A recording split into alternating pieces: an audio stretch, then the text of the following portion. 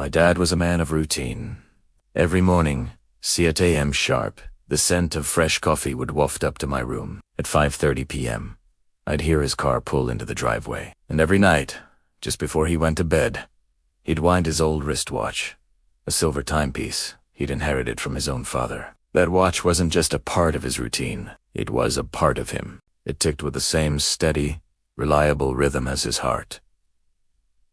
He gave it to me on my 18th birthday. "This watch," he said, his voice thick with emotion, "has marked every important moment in my life. Your first steps, your first day of school, your graduation. Now, it's your turn. Let it be there for yours." I treasured it, but I didn't wear it often. It felt too precious, too much his. I kept it safe in a drawer, listening to its soft ticking whenever I missed him on trips away from home. Then came the day the ticking stopped.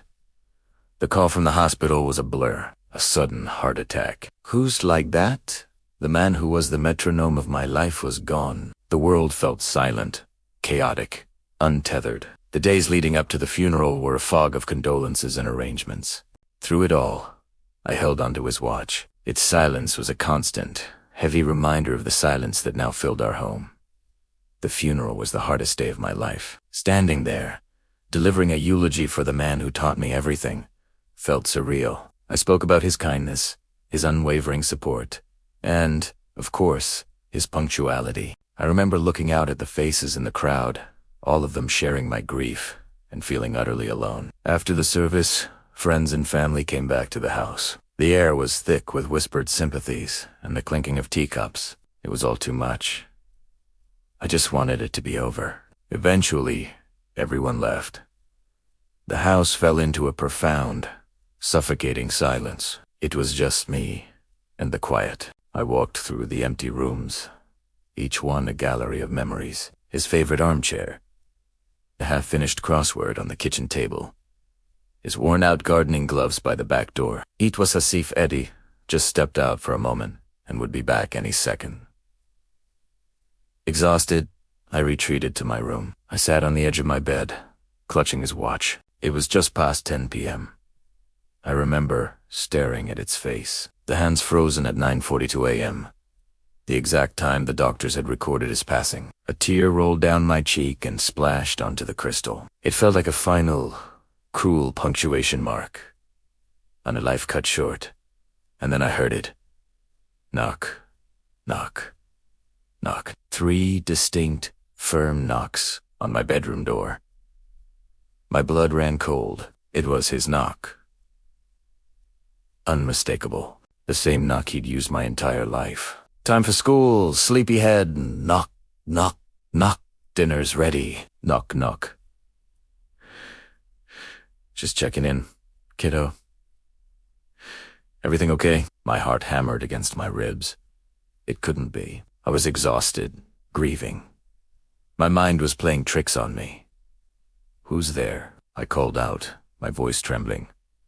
Silence. Just the hum of the refrigerator from downstairs. I took a deep breath, trying to calm my racing pulse. Grief does strange things, Primeta told myself. It makes you hear things, see things. I stood up and walked slowly to the door, my hand shaking as I reached for the knob. I pulled it open. The hallway was empty. A single lamp cast a warm, lonely glow on the worn carpet. Nothing. No one. A wave of disappointment, mixed with a strange sense of relief. Was it Oberme? I was just losing my mind. I closed the door, leaned against it, and slid to the floor, burying my face in my hands. That's when I felt it. A faint vibration in my palm. I opened my hand and looked down at the watch. The second hand, which had been still 4 days, twitched. Once, twice, and then it began to move. Tick. Tick. Tick. It was ticking again. I stared at it, mesmerized. The hands now pointed to 10:07 p.m., the current time, the exact moment he knocked. In that instant, I knew it wasn't my imagination. It was him. It wasn't a spooky, frightening presence. It was a message. It was his way of saying goodbye, of letting me know he was okay. It was his final just checking in. Kiddo, everything okay? My grief hadn't disappeared, but its crushing weight had lifted, replaced by a profound sense of peace and connection. The silence of the house no longer felt empty. It felt peaceful. Some people might say it was a coincidence, a mechanical fluke brought on by a jolt or a change in temperature. Maybe they're right, but I don't believe that. I believe it was a final gift from my father, a reminder that even when someone is gone, the love they gave us continues to tick on, marking the moments of our lives in ways we can't always see, but can always feel. He set my world in motion, and in his own quiet, punctual way, he set it in motion again, right when I needed it most. The watch is on my wrist now. Its steady ticking is a constant comfort, a reminder of a love that transcends time itself. It's not just his watch anymore. It's ours. Thank you so much for listening to my story. If you have a story about a connection with a loved one that you hold dear, I'd be honored if you shared it in the comments. Don't forget to like and subscribe for more stories from the heart. Take care.